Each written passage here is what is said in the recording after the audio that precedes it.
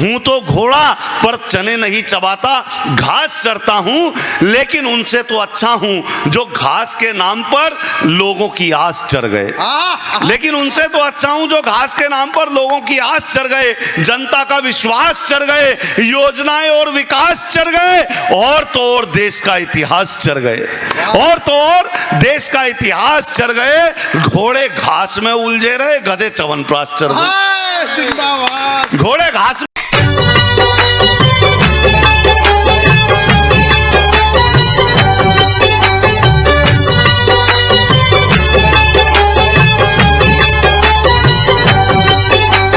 तो आइए दोस्तों, आज के इस कवि सम्मेलन का जो ये उत्सव मनाया जा रहा है, उस उत्सव पर अब शिखर कलश रखने का वक्त आ चुका है। दीपक गुप्ता जी, जिनको सामने बैठ करके हम भी कई वर्षों सुनते रहे, उनके चरणों में बैठ करके 2-4 पंक्तियां लिखनी सीख गए, उस बड़े कवि को मैं आमंत्रित करना चाहता हूं। उसकी भूमिका बनाने के लिए कोई शब्द नहीं है, मात्र 4 पंक्तियां उनके सम्मान में पढ़ना चाहता हूं कि झील पर पानी बरसता है हमारे देश में, खेत पानी को तरसता है हमारे देश में।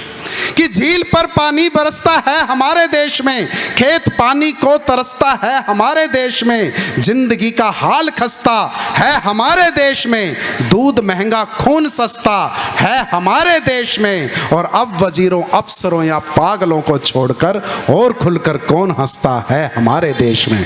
तो आपके चेहरों पर जो खामोशी छाई हुई है, उस मुस्कुराहट को खोलने की चाबी का नाम होता है दीपक गुप्ता। बहुत ही सम्मान से अपनी तालियों से उन्हें आमंत्रित कीजिए, दीपक गुप्ता जी। धन्यवाद, धन्यवाद।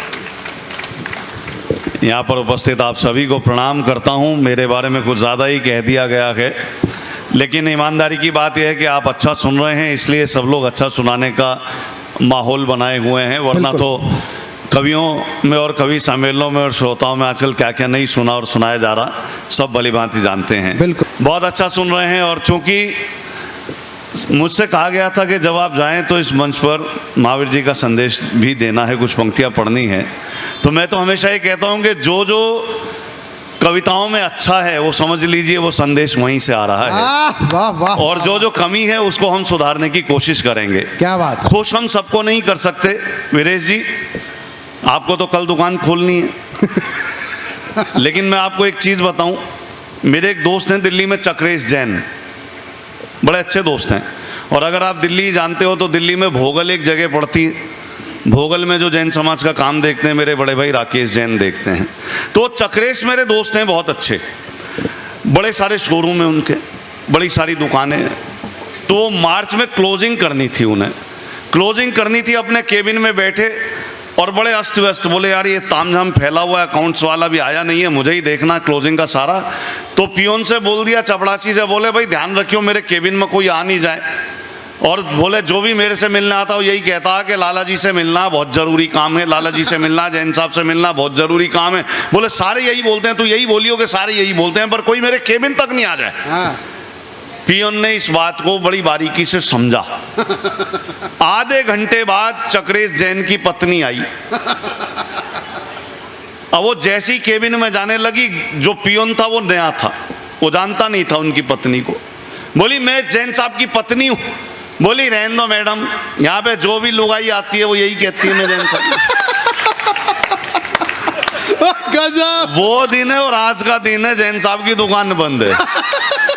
पर आपको तो कल दुकान खोलनी है, इसलिए बहुत ज्यादा मैं प्राण नहीं पीऊंगा, है ना। तो ये मामले ऐसे ही होते हैं। लेकिन क्या है कि मोटापे में अनाज से, डॉक्टर के इलाज से, कान फोड़ू साज से, शादी वाले दाज से, मुफ्त की मसाज से और जिंदगी में ब्याज से बचना जरूरी है। खुश रहने के लिए हंसना जरूरी है। और झूठी आन बान से, उधार के सामान से, कसैली जुबान से, खास मेहरबान से, बिगड़ी संतान से और आजकल चालान से बचना जरूरी है। खुश रहने के लिए हंसना जरूरी है और बेसुरे आलाप से किसी भी क्या हो गया भाई साहब, आ जाओ आ जाओ, पानी ना कोई दिक्कत नहीं है, मैं पिला दूंगा जो भी है। ये वक्त कोई पानी पीने का थोड़ी ना,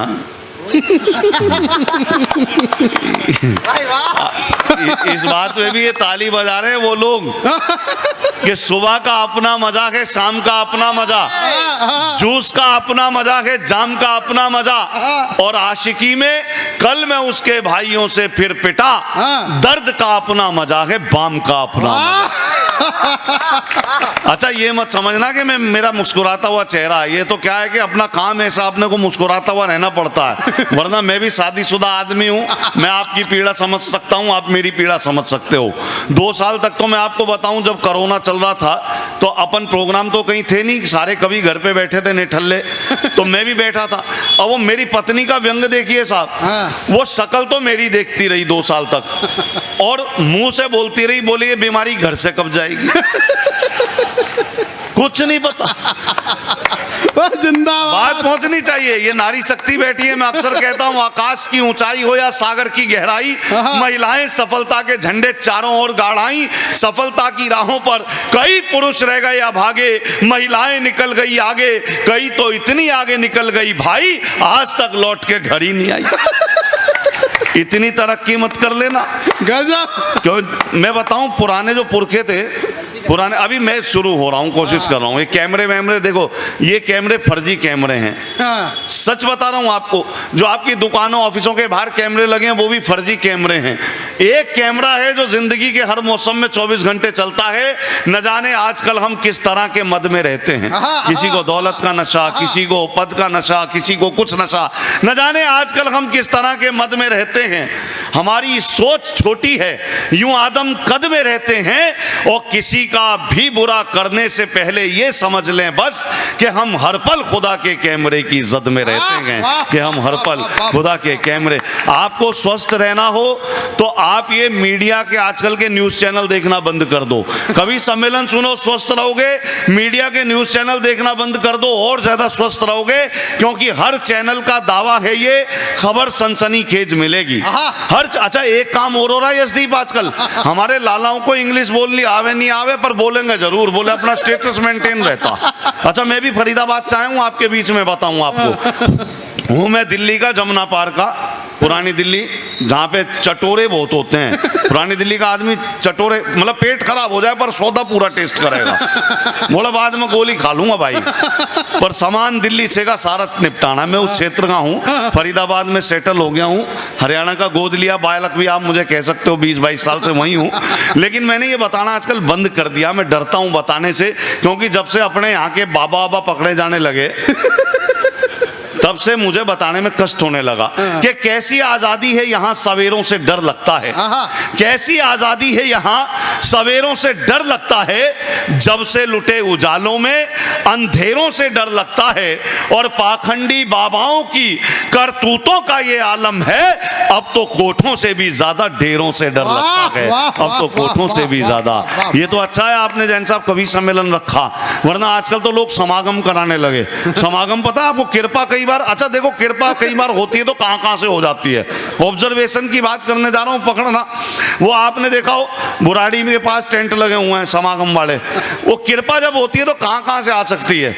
वो एक आदमी एक समागम में पहुंच गया और जोर जोर से चिल्लाता, बाबा कृपा हो गई बाबा कृपा हो गई। बाबा को लगा हो सकता गलती से मेरा कोई बीज मंत्र काम कर गया हो, क्योंकि गलती से ही करेगा, बाकी तो सब बाबा ही हैं, सब बड़ी दिक्कत है। अच्छा बोले बाबा कृपा हो गई, उसने कहा इसे ये माइक पकड़वाओ कॉर्डलेस, ये सारे भक्तों को पंडाल में बताएगा क्या कृपा हो गई। बाबा अपनी तारीफ सुनना चाह रहा था, बोले बाबा कृपा हो गई, बोले भक्तों को बताओ क्या कृपा हुई। बाबा 4 महीने पहले मेरी मोटरसाइकिल चोरी हुई थी, आज आपके समागम में आया तो बाहर पार्किंग में खड़ी मिली। तो कई बार ऐसी ऐसी कृपा हो जाती है। लेकिन मैं आपको बता रहा था, देखो मीडिया चैनल तक भी आऊंगा कि हर चैनल का दावा है ये खबर सनसनीखेज मिलेगी, इसरो विसरो नासा वासा से भी आगे तेज मिलेगी, हिंसा दंगे मिर्च मसाले इन सब से लवरेज मिलेगी, कर्म करो तो फल पाओगे, कांड करो कवरेज मिलेगी, कांड करो कवरेज मिलेगी। शादी वाली मैं बता रहा था साहब, मैं भी, ये मेरी सारी मातृशक्ति बैठी है, मैं अपनी पत्नी के साथ सो रहा था, शरीफ व्यक्ति हूं इसलिए अपनी वाली के साथ ही सो रहा था। इसमें हंसने की क्या बात है यार। अच्छी बात, ये तो अच्छी बात है। तो अचानक रात के 2:30 बजे का आसपास समय रहा होगा अंदाजन, तो शोर शराबे से हम दोनों की आंख खुल गई। आंख खुल गई तो मेरी पत्नी ने कहा देखो ये बाहर कैसा शोर शराबा है। मैं गया, देखा कॉलोनी के लोग खड़े थे। मैंने पूछा भाई साहब रात के 2:30 बज रहे हैं, सोने दो यार, किस बात का हल्ला कर रहे हो। बोले जरा संभल कर रहना दीपक जी, सुनने में ये आया कि कॉलोनी में जो पानी का टैंक है इसमें किसी ने जहर मिला दिया है। मैंने मोहल्ले वालों की बात सुनी, वापिस आया, पत्नी ने पूछा कौन था। मैंने कहा शराब पी के बेवड़े हल्ला कर रहे हैं, तू तो पानी पी के चुपचाप सो जा। होता कई बार, अपनी पीड़ा कहाँ निकालें। अच्छा हमसे पूछते हैं लोग, बोले साहब ये कभी भी तो पीते हैं। ये मेरे छोटे भाई बैठे हैं अग्रवाल सभा से, अमित भाई, एक बड़े भाई बैठे हैं पीछे मधुबन में जो फॉरेंसिक डिपार्टमेंट है आपका, बड़े भाई भी बैठे हुए हैं मेरे, दोनों मित्र आए हुए हैं। ये भी कई बार मुझसे पूछते हैं, अभी पीछे आया था अग्रवाल समाज के प्रोग्राम में भी, वहां भी अमित भाई पूछ रहा था हमसे, बोले दीपक जी ये जो कवि हैं ये भी तो पीते हैं। मैंने कहा यार बात तो सही है, हम स्वीकार करते हैं हम पीते हैं, और हमारी ईमानदारी देखिए कि हम इस मन से स्वीकार कर रहे हैं, लेकिन कवि का भाव देखिए और भावना देखिए। हमने कहा यार हम भी पीते हैं, इसमें कोई दो राय नहीं, लेकिन हम जो पीते हैं वो आपके बस की बात नहीं है, क्योंकि भले ही मद में रहते हैं मगर हम हद में रहते हैं। भले ही मद में रहते हैं मगर हम हद में। अच्छा क्या होता है कई बार यशदीप, एक वो आदमी पी के आ गया तो उसकी पत्नी पीछे पड़ गई, तुम कल क्यों पी के आए। बोले डॉक्टर साहब ने कहा था दवा दारू लो। दवा तो ले ली थी सुबह बीपी की, शुगर की, शाम को फलाना मिल गया था, मौसम अच्छा था। अच्छा उससे एक दिन पहले क्यों पी के आए। बोले वैद्य जी ने कहा था देसी इलाज करो। वैद्य जी ने क्या बताया देसी इलाज। बोले वैद्य जी ने कहा तबीयत ठीक नहीं रहती तो आज वाइन लो। आज वाइन पानी में मिलाकर आज वाइन लो। बोली उससे एक दिन पहले क्यों पी के आया। समझ आ रही हो तो जुड़ते जाना। बोले अभी ना। बोले उससे एक दिन पहले क्यों पी के आया। तेरे बच्चों की वजह से। मेरे बच्चों ने कब कहा तुम पी के आओ। भाग्यवान दिवाली नजदीक आ रही थी, बच्चों को रॉकेट छोड़ना था, घर में खाली बोतल नहीं थी। आदमी इससे ज्यादा और क्या कर सकता है बच्चों के लिए। क्या बोले उससे एक दिन पहले क्यों पी के आए। बोले तेरे पिताजी की वजह से। मेरे पिताजी ने कब कहा कि तुम पी के आओ। बोले भाग्यवान जब तेरी मेरी शादी हुई तो तेरे पिता ने तेरा हाथ मेरे हाथ में देते हुए कहा अब लड़की तुम्हारी हुई, तुम दोनों मिलकर घर बार संभालो, घर तो तू संभाल ही रही है। कई बार होता है ये। तो मुझसे पूछा हाँ बेटा खींच ले, हो गई। हाँ अच्छा इसमें ये दुपट्टे वाली मेरे अलग से भी खींच दियो एक। हाँ वरना पत्नियों कुछ नहीं पता होता किसका दुपट्टा। भले ही मद में रहते हैं। देखो खुश आप किसी को, जैन साहब आप बड़ी सी दावत कर। अच्छा असल में क्या है, हम लोगों ने इतने तो बैनर बना लिए, फलाना जैन समाज, फलाना अग्रवाल समाज, फलाना ये समाज, फलाना। अरे यार हम एक बैनर के नीचे तो आ नहीं पा रहे। उसका कारण ये कि हमारी सोच ही स्थिर नहीं है। अब आप देखो लड़की का बाप लड़की के लिए लड़का देखने निकलता है। बात बारी के जरा आनंद लेके सुनना और बारीकी भी। वो लड़की का बाप लड़का देखने निकलता है लड़की के लिए, और दिमाग में ये धारणा बना के निकलता है कि लड़का खाते पीते घर का हो, यानी कि संभ्रांत परिवार का हो, बड़ा थोड़ा बहुत वैसे वैसे वाला हो। वो लड़की का बाप लड़का देखने निकलता है ये सोच के कि लड़का जो है वो खाते पीते घर का हो। और जब वो लड़का मिल जाता है तो उसे साइड में बुला के पूछता तू पीता खाता तो नहीं। तो अपन तो अपने विचारों पे ही अडिग नहीं है। अच्छा खुश अपन किसी को नहीं कर सकते, क्योंकि साम दाम दंड भेद करो पर याद रखे अच्छा और बुरा सब यहीं छूट जाता है। साम दाम दंड भेद करो पर याद रखे अच्छा और बुरा सब यहीं छूट जाता है। पाप की कमाई भले फले या ना भले, पर पाप वाला घड़ा एक दिन फूट जाता है। और मौत ने उधार में जो जिंदगी सभी को दी है, सांस वाले रूप में उसी का सूद जाता है। सबको मनाना जिंदा मेंढकों को तोलना के, एक को बिठाता हूं तो दूजा को। वाह वाह वाह वाह। सबको नहीं मना सकते आप। अच्छा मैं बता रहा था कि अच्छा ये कह रहे भाई मैं अमेरिका जा रहा हूँ, इसमें कोई नई बात नहीं है, इसमें क्या भाई कोई नई बात नहीं है, दुनिया जाती है, मुझसे बहुत सारे लोग कहते हैं।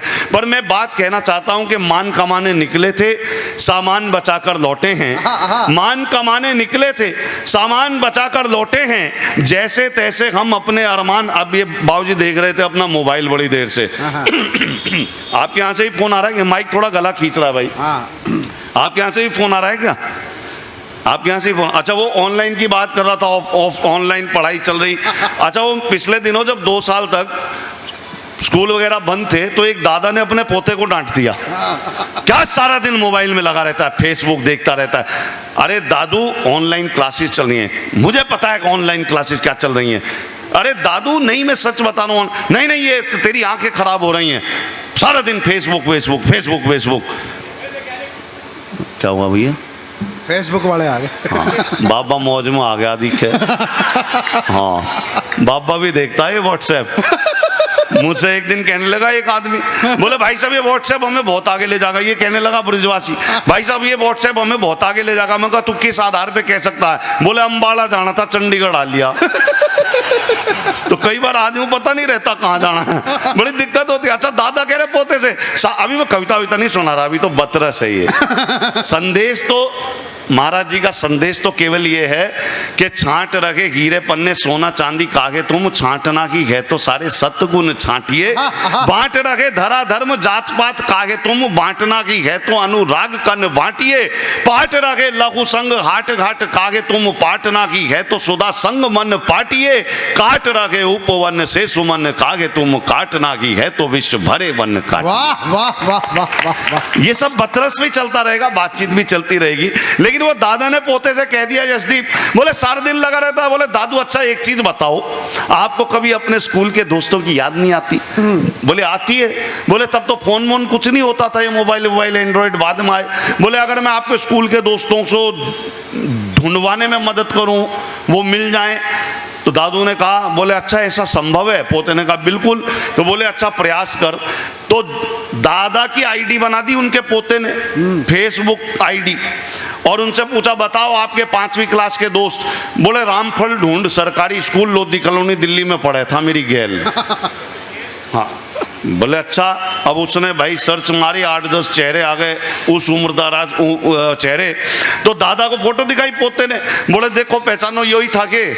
तो दादा ने पहचान लिया, बोले यही था मेरे गले बैठा करे हैं। बोले यही था। और इधर पोते ने रिक्वेस्ट मारी, उधर से उसका भी पोता बैठा था, उसने भी एक्सेप्ट करी, फोन आदान प्रदान हो गए। फिर 7वीं के भी दोस्त ढूंढ लिए, 8वीं के भी, और फोन भी आदान प्रदान हुए। एक हाथ से तो दादा की बात भी करा दी पोते ने। अब दादा का जो अंदर का चाव था वो फेसबुक के प्रति बढ़ने लगा। पोते से बोले देखिए 8वीं में इमरती भी पढ़े थी।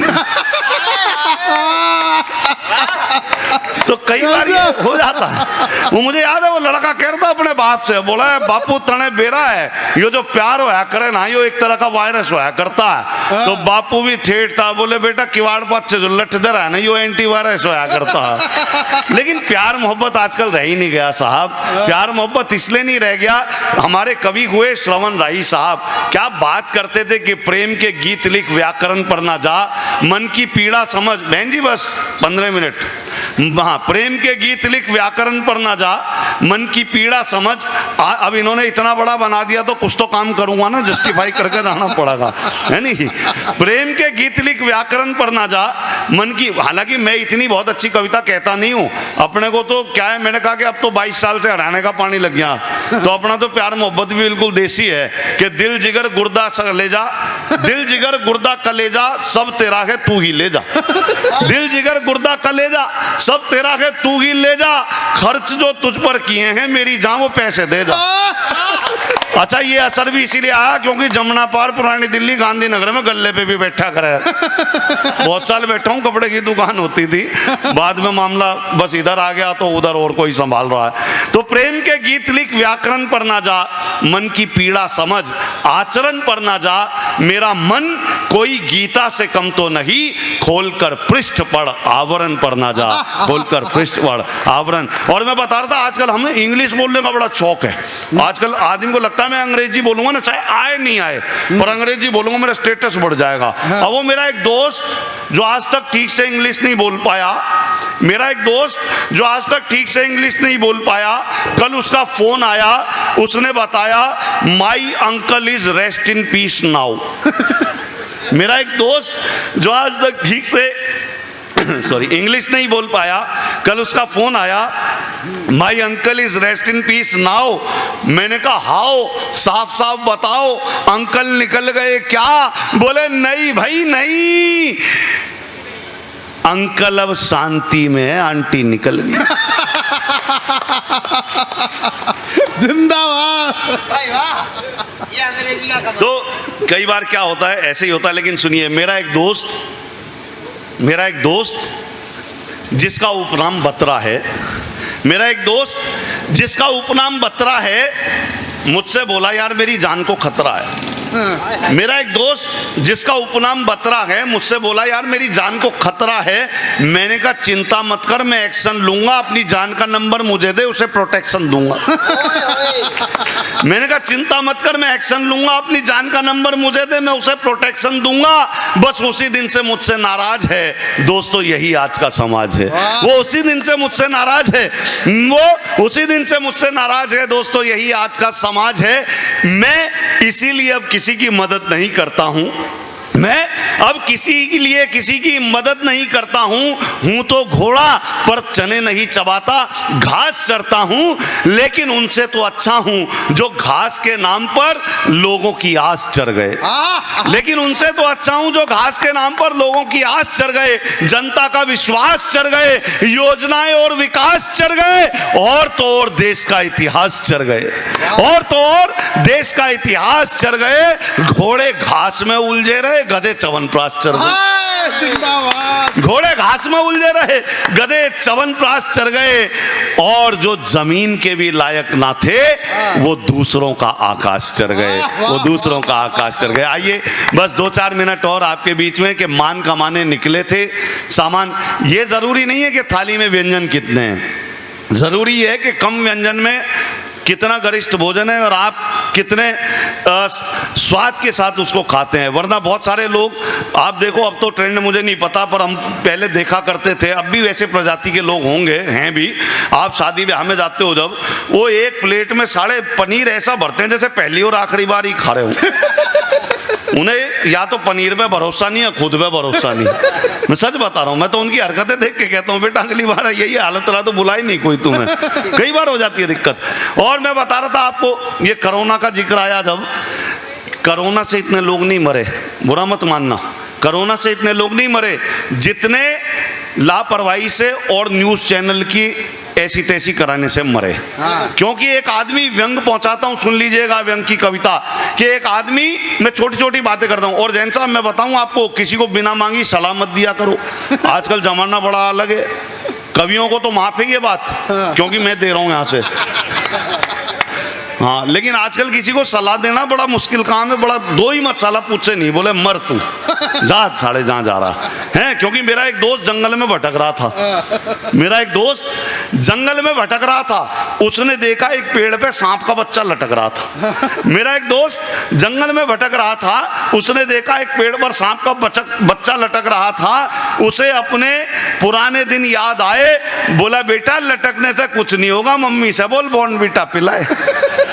उसे अपने पुराने दिन याद आए, सांप के बच्चे से बोले बेटा लटकने से कुछ ना होगा, मम्मी से बोल बॉर्नवीटा पिलाए। उसे ये नहीं पता था बिन मांगी सलाह उसके अपने पांव पर कुल्हाड़ी का प्रहार है। कल सुबह मेरे दोस्त का 10 बजे संस्कार है। तो बिना मांगी सलाह नहीं देनी चाहिए। पर सुनिएगा, मैं बात कर रहा था कि मान कमाने निकले थे, सामान बचाकर लौटे हैं। कोरोना की बात आ रही थी, ये बीच बीच में मेरे को याद आ जाता है। पर्ची बहुत है, ट्रैक कौन सा पढ़ूंगा कुछ नहीं पता, क्योंकि बहुत सारी बातें वहाँ भी अटक गई कि न जाने आजकल हम किस तरह के मद में रहते हैं। इसके बाद मैंने मद की बात की थी कि नहीं मालूम ये मुझको कि मेरी इज्जत कहाँ तक है। ये मेरे शेर बोलेंगे कि ये आमद कहाँ तक है। न दौलत से ही तय होगा, न शोहरत से ही तय होगा, तेरा किरदार बोलेगा कि तेरा कद कहाँ तक है। वाह, वाह, तो कितना धन कमा लिया, क्या कमाया। बात तो वो है जब पीढ़ियां जाने के बाद भी आपको याद करे फलाने लाला जी का खानदान है, वो कमाई है असली कमाई। महान कमाने निकले थे, सामान बचाकर लौटे हैं, जैसे तैसे हम अपने अरमान बचाकर लौटे हैं। इधर उधर की बात सुनी पर यकीन नहीं कर पाए, बस अफवाहों के जंगल से हम कान बचाकर लौटे। अफवाहों के जंगल से हम कान बचाकर लौटे हैं और उन वीरों को नमन सदा जो सीमा पर कुर्बान हुए। जय उनकी जो भारत माँ की आन बचाकर लौटे हैं, जय उनकी जो भारत माँ की आन बचाकर लौटे हैं। और अमेरिका का संदर्भ के कुछ दिन रहे विदेशों में भी, पर जैसे बहुत दोस्त कहते हैं बेटा डॉलर छाप के लाएगा, कि कुछ दिन रहे विदेशों में भी, पर जैसे थे वैसे हैं, अपने भीतर अपना हिंदुस्तान बचाकर लौटे हैं, अपने भीतर अपना हिंदुस्तान बचाकर लौटे हैं। ये बेचारा बच्चा भी मजबूरी में बैठा है जबरदस्ती। एक दो बच्चे और थे वो चले गए हैं, इधर पीछे भी दिख रहे हैं। बच्चे पैदा नहीं हो रहे आजकल जैन साहब। मेरा बेटा पिछले दिनों कहने लगा कोरोना में, बोले पापा कार बेच दो, रिक्शा ले लो। मैंने कहा यार इतने भी बुरे समय नहीं आया, चिंता मत कर। बोले नहीं पापा कार बेच दो। मैंने कहा यार इतना बुरे समय नहीं है, तेरी फीस जारी है, सब कुछ मिल रहा है, तुझे क्या दिक्कत है। बोले नहीं पापा मेरे भाव नहीं समझ रहे। मैंने कहा क्या कहना चाहता बोल। बोले यही मैं तो कई दिन से समाचार देख रहा हूँ, सुन रहा हूँ, उसमें आ रहा है कि रिक्शे वाले का बेटा IAS बना। बच्चे नहीं पैदा हो रहे, पेंटियम 4 प्रोडक्ट पैदा हो रहे। मैंने तो एक इंग्लिश स्कूल के बच्चे से पूछ लिया, मैंने कहा बेटा विचारी और फेवरेट बुक्स, बोला my father's chequebook and passbook. एक और बच्चे से पूछ लिया, मैंने कहा बेटा भारत में सबसे ज्यादा बर्फ कहाँ गिरती है, बोला सर विस्की के गिलास में। एक हिंदी माध्यम का बच्चा था, मैंने उससे पूछा, मैंने कहा बेटा गाली को हिंदी में कैसे परिभाषित करेंगे बताओ। बोला सर अत्याधिक क्रोध आने की स्थिति में शारीरिक रूप से हिंसा ना करते हुए मानसिक रूप से की जाने वाली हिंसात्मक कार्रवाई के अंतर्गत कुछ चुने हुए शब्दों का समूह जिनके उच्चारण के पश्चात मन को असीम शांति का अनुभव मिलता है, उसे हम गाली कहते हैं। एक बच्चा और था बड़े पौष इलाके का, मैंने कहा बेटा समाज में ये जो अश्लीलता फैलती जा रही है आप इसे किस दृष्टि से देखते हैं। बोला जी फुल HD मोड में। लेकिन बच्चे होते क्या हैं कि गमों की भीड़ में मुझको कभी खोने नहीं देते, गमों की भीड़ में मुझको कभी खोने नहीं देते, मैं रोना भी अगर चाहूं मुझे रोने नहीं देते। गमों की भीड़ में मुझको कभी खोने नहीं देते, मैं रोना भी अगर चाहूं मुझे रोने नहीं देते। कहीं तन्हाइयां हावी ना हो मुझ पर, इसी कारण मेरे बच्चे कभी तनख्वाह मुझे होने नहीं देते, मेरे बच्चे कभी तनख्वाह। और आइए दोस्तों एक दो छोटी छोटी कविताएं और उसके बाद हम विराम देते हैं। मैं समय स्थितियां समझ रहा हूं कि एक आदमी जो छींक आने से मर गया, एक आदमी, बहुत राजनीति की बात की भाई ने, बड़े सारे पहलुओं को छुआ, तमाम बिंदुओं के माध्यम से कविताएं उन्होंने परोसी। मैं तो ये मानता हूं कि अपने देश में केवल 2 ही पार्टी होनी चाहिए। 5-7 मिनट और दे दीजिएगा मुझे, कि अपने देश में केवल 2 ही पार्टी होनी चाहिए, एक शनिवार शाम की और एक रविवार रात की। बाकी अपने देश में किसी पार्टी की आवश्यकता नहीं है। अच्छा नेता जरूरी थोड़े ना, जिस नेता को वोट दे रहे हो पता नहीं अगले दिन उस पार्टी में होगा नहीं होगा, आपका भरोसा ही तोड़ दे वो। क्योंकि हारा चुनाव जैसे ही वो दल बदल लिया, हारा चुनाव जैसे ही वो दल बदल लिया, ये सोच करके उसने अपना कल बदल लिया। मैंने कहा उसे कि तू किरदार को बदल, कपड़े बदल के कहने लगा चल बदल लिया। ऐसे ऐसे तो मामले हो रहे हैं। लेकिन सुनिएगा कि एक आदमी जो छींक आने से मर गया, एक आदमी, बहुत सारे लोग कहते हैं साहब, बोले तुम्हारा काम क्या है यार, जाते हो 15-20 मिनट गाल बजाते हो, पैसा ले आते हो। लेकिन ये जो यात्राएं होती हैं, यकीन मानिए होली से टचवुड अब की खुला सब कुछ, तो सब कभी व्यस्त हुए लगातार यात्राओं में हैं। राजस्थान से लेकर तमाम प्रदेशों में नगर पालिकाओं के कवि सम्मेलन वो शुरू ही इस समय होते हैं जिस समय आपका प्रोग्राम समाप्ति की ओर पे है, और सुबह तक चलते हैं। यकीन मानिए तो बैठना पड़ता है, वो यात्राएं बड़ी कष्टकारी होती हैं। लेकिन क्या होता है जब अच्छे लोग मिल जाते हैं, हर कवि के पास 2 कैसेट होती हैं, हैं दोस्तों, एक कैसेट होती है गले में और एक कैसेट होती है यहाँ पर। जब गले की कैसेट हम बजा देते हैं तो हमारा लिफाफा पक्का हो जाता है, लेकिन जब अच्छा सुनने वाले मिलते हैं तो आदमी को कभी को लगता है कि यार यहाँ की कैसेट भी बजानी बहुत ज़रूरी है। क्योंकि बकौल मेरे ही एक शेर के मैंने कभी कहा था कि तमाशा रोज करता हूँ ये मेरा काम है दीपक, तमाशा रोज करता हूँ ये मेरा काम है दीपक, अगर महफिल अदब की हो तो मैं गजलें सुनाता हूँ। लेकिन एक आदमी जो छींक आने से मर गया, 5 मिनट केवल, आपसे ज्यादा जल्दी मुझे है, मेरे को तो लुगाई को वीडियो कॉल करके बताना कि ठीक जगह हूँ। सच बता रहा हूँ, बड़ी सारी दिक्कतें हो जाती हैं। एक दिन तो मुझसे कहने लगी, बोले आप बड़े भोले हो, आपको कोई भी ठग लेता है, आप बड़े भोले हो, आपको तो कोई भी बेवकूफ बना लेता है। मुझे शुरुआत तेरे पिताजी ने ही करी थी। सच बता रहा हूं कि एक आदमी जो छींक आने से मर गया, व्यंग सुनिएगा, एक आदमी जो छींक आने से मर गया कई सवाल खड़े कर गया। एक आदमी जो छींक आने से मर गया कई सवाल खड़े कर गया। कुछ ने कहा बेरोजगारी की लहर से मरा है, कुछ ने कहा कोरोना के कहर से मरा है, पर पोस्टमार्टम रिपोर्ट में आया ये मीडिया के जहर से मरा है, ये मीडिया के जहर से। और एक कविता सेकंड लास्ट जिसे कह सकते हैं, सुनिए, ये भी व्यंग है कि फटे पुराने जूतों ने चमचमाती सैंडलों से कहा, फटे पुराने जूतों ने चमचमाती यानी कि ब्रजवासी ने शुभम से कहा, ऐसा भी कहते हैं कि फटे पुराने जूतों ने चमचमाती हुई सैंडलों। अच्छा, एक दिन मुझसे कह रहा भैया मेरे साथ बड़ी दुर्घटना हो गई। मैं कहा क्या? बोले वो जिसको मैं चाहता था ना उसका ब्याह किसी और के साथ मेरे ही शहर में हो गया। मैंने कहा यार अब हो गया उसकी किस्मत, और तेरा नहीं हुआ तो तेरी किस्मत। बोले लेकिन भैया मैंने हिम्मत नहीं हारी, मैं एक दिन रात को 11 बजे 3 पैग लगा के उसके घर की ओर चला गया। मैंने कहा फिर? बोले बस फिर बस जमीर जाग गया और मैं वापिस आ गया। बाद में पता चला जमीर उसके खसम का नाम था। तो बड़ी सारी दिक्कतें हैं। और सुनिएगा कि ये बतरस है, ये नया रस है, ये बातचीत है। कविता तो ये होती है कि किसी रोते हुए के जो आंसू भी ना पहुंच पाए, बोलो ऐसी आन बान शान किस काम की। भूखा और प्यासा कोई दर पे खड़ा रहे तो घर किस काम का, दुकान किस काम की। देश या समाज के जो काम नहीं आ सके वो कौम किस काम की, या जान किस काम की। आदमी की नस्ल हो तो आदमी ही रहो यार, वरना तुम्हारी पहचान किस। वाह। अच्छा, कई बार क्या होता है आपकी सहजता को लोग समझ नहीं पाते। आप बहुत सहज होने के बाद भी जब किसी से मिलते हैं तो बहुत लोग आपको हल्के में लेने लगते हैं। ऐसे लोगों को भी सावधान रहना पड़ेगा, क्योंकि हम लोग भी बहुत सहज हो जाते हैं, कई बार तो लोग हल्के में लेते हैं। तो ऐसे लोगों के लिए मैंने एक बात कही थी, शायद कुछ चेहरे आपके जहन में भी आ जाएं, कि मैंने उससे हंसकर थोड़ी बातें क्या कर ली। मैंने उससे हंसकर थोड़ी बातें क्या कर ली, उसने हल्केपन में मुझको ऐसा वैसा समझ लिया।